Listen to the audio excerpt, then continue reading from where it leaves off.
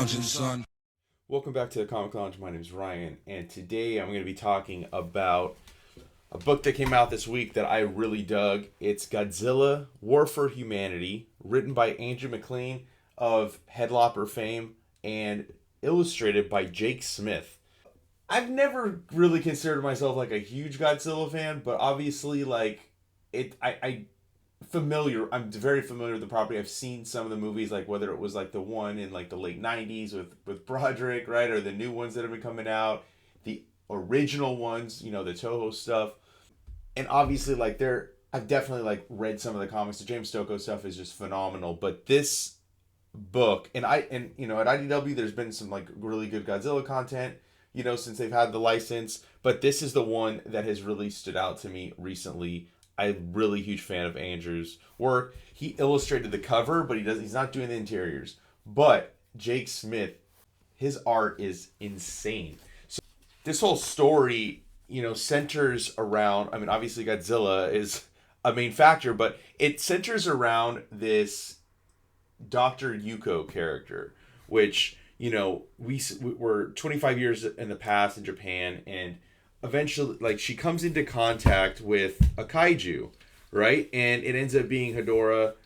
Hedorah is like attracted to the fumes released from this volcano that's erupting, and I just absolutely love this. Is like my first interaction with Jake Smith stuff, but this is really, really good.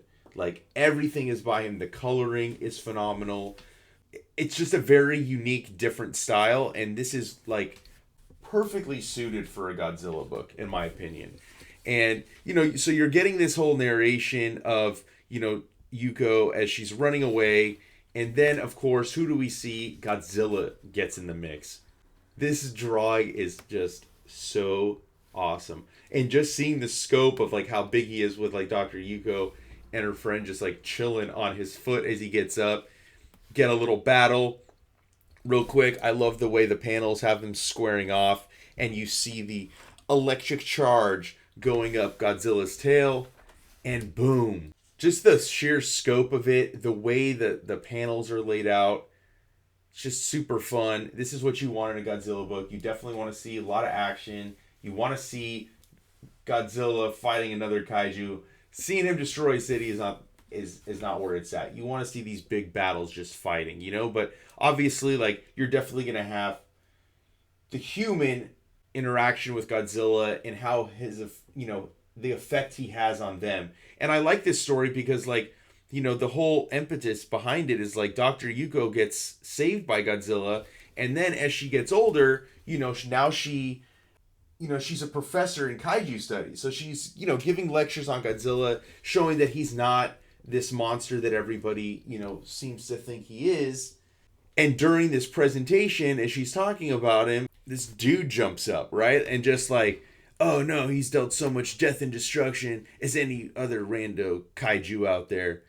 She's saying like, while there's damage and stuff, Hedorah's like, the toxins polluted like from the shoreline and all that's, and how it has way more of an effect, and it lasts for years, right? And then even, mentioning to them, like, what if Godzilla wasn't there to stop Hedorah from making landfall? Godzilla didn't just save her life, saved all of ours. And I love this part too, where this dude comes up to yell at her, and just like the guy's reaction, getting popcorn, like falling on his head. Like this is just, it just kind of adds to the story, making it a little humorous. It's not just an action-packed story. There's a lot of humor in here. I think Andrew MacLean does just such a great job of balancing that, where we're getting some fights, but we get a lot of action as well. And then she's like, oh, look, it's phase on full check.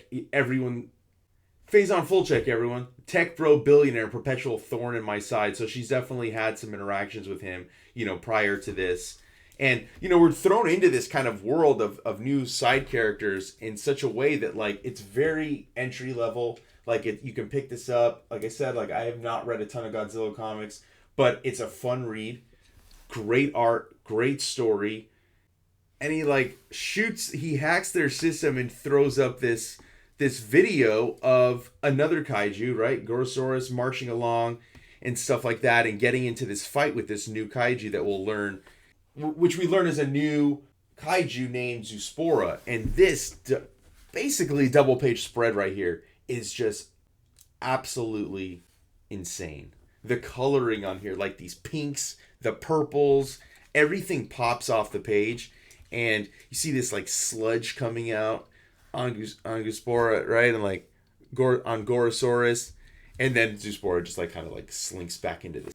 And so they're just like letting everybody know how this new kaiju is attacked another one, attacked Manda. Like I'm not super familiar with all the different kaiju. I know some of them.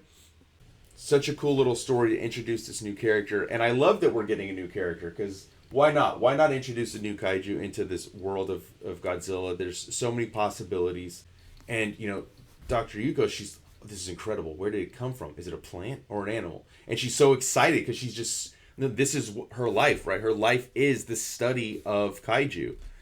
And this is what he came to her. He's like, well, I'm hoping, he's hoping she would know what it is. Like, answer some questions. Who's us? Because I'm not working for you. And then we go to this undisclosed location, in the woods, really like high-tech headquarters.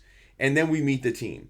That's going to give her the lowdown on Zoospora. This is the name they've given it. And she's like, if you don't like the name, blame Wiggum. He came up with it. I just think that there's just... And this is what you want from a Godzilla comic. I mean, I always like to see more of the fight scenes, but I understand that you can't just have 32-page comic of just fighting, right? Like, you have to flesh out this world. Otherwise, how many issues in a series can you really read where it's just purely Godzilla fighting? But I like this little kaiju task force that's put together. You meet the whole crew and this new mech suit that they're going to use to combat.